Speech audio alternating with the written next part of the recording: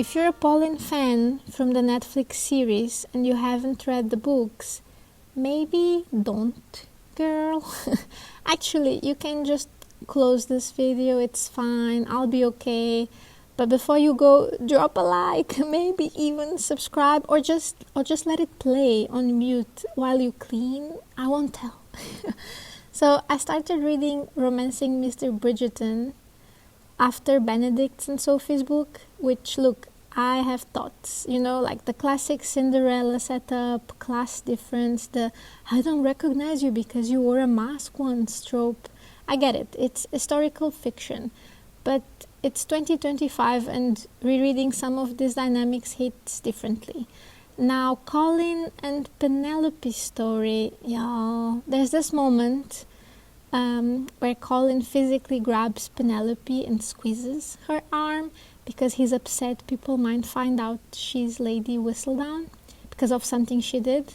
Like, sir, she's tiny and she's been emotionally steamrolled her entire life by her own family. Maybe don't treat her like your little brother who borrowed your snack without asking. Anyway, let's start from the beginning. Penelope Featherington has been in love with Colin Bridgerton since forever. She's clever, observant, and unfortunately styled like a Regency traffic cone. Thanks, Mum. Colin, well, he's charming.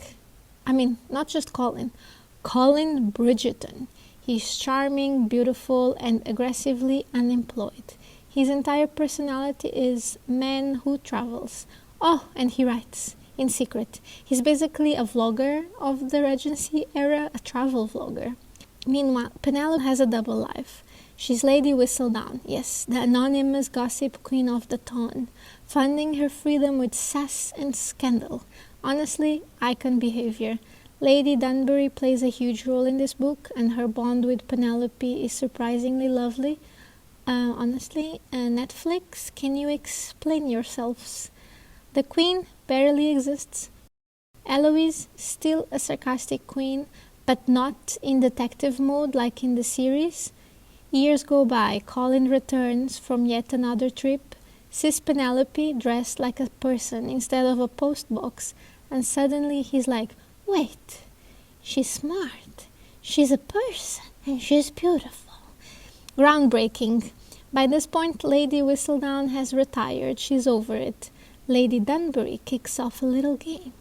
£1,000 to whoever outs her identity. The town goes wild. Penelope and Colin grow closer. They become friends. And there's the "can you kiss me pretty please" scene. Quite cringe, must say. Colin eventually finds out Penelope is Lady Whistledown after following her. And instead of being impressed by her brains and business acumen, he spirals.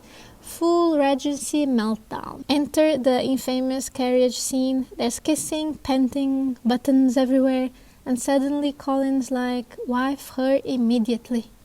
To make matters worse, Cressida randomly claims she's Lady Whistledown. Penelope decides to come out for her in one final scandal sheet, a mic drop moment. Colin's response? To pull her out of their own engagement party. And yeah, he grabs her arm in frustration.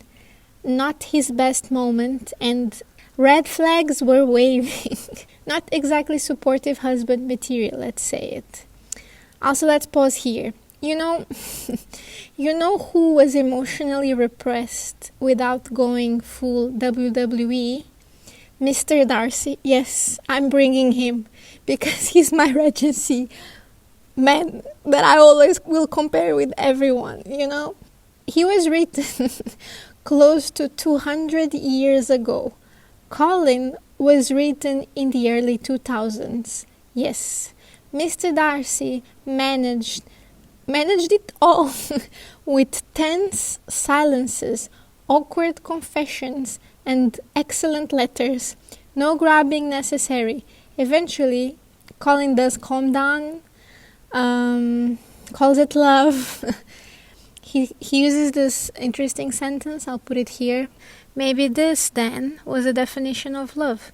When you love someone, needed her, adored her still, even when you were utterly furious and quite ready to tie her to the bed just to keep her from going out and making more trouble. Yeah, those are definitely some words, you know. Then there's the sex mirror scene, the one the show and the fandom glamorized so much. Personally, meh. They end up saying I love you, but Penelope still feels like Colin's ashamed of her whistle-down secret, her whistle-down side, when he should honestly be so proud of her and praising her from a rooftop.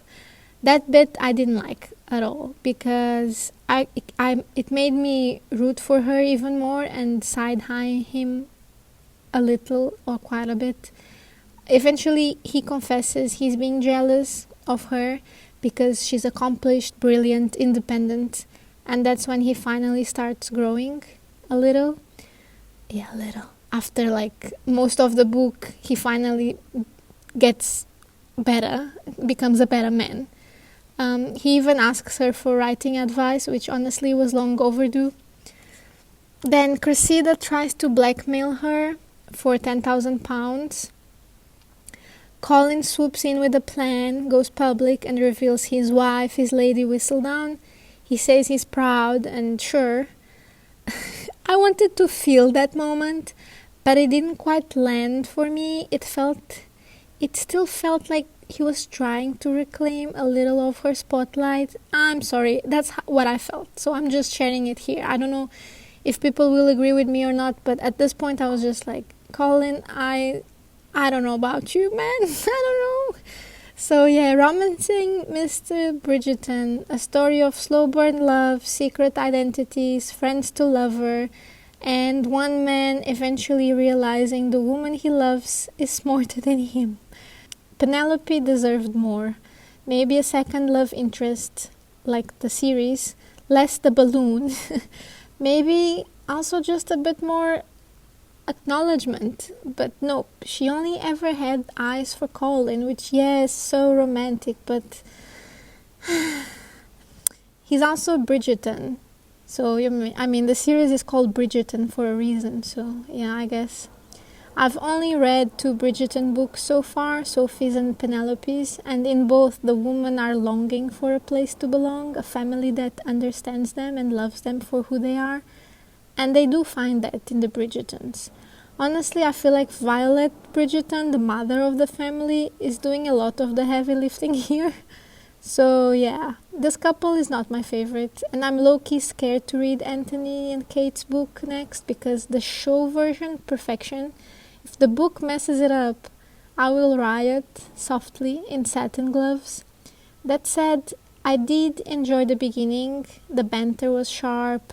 Lady Danbury legendary, and the Bridgerton universe, I mean, still glittery, chaotic delight. Colin just wasn't it for me. But maybe he'll grow on me eventually in another book. I did like him on Benedict's book. He did give some good advice. Anyway, if you enjoyed this recap or just needed a place to vent, drop a comment, like and subscribe. More animated book recaps coming next week. Guilty pleasures, hot takes, and books that made me question my life choices. Yeah, bye!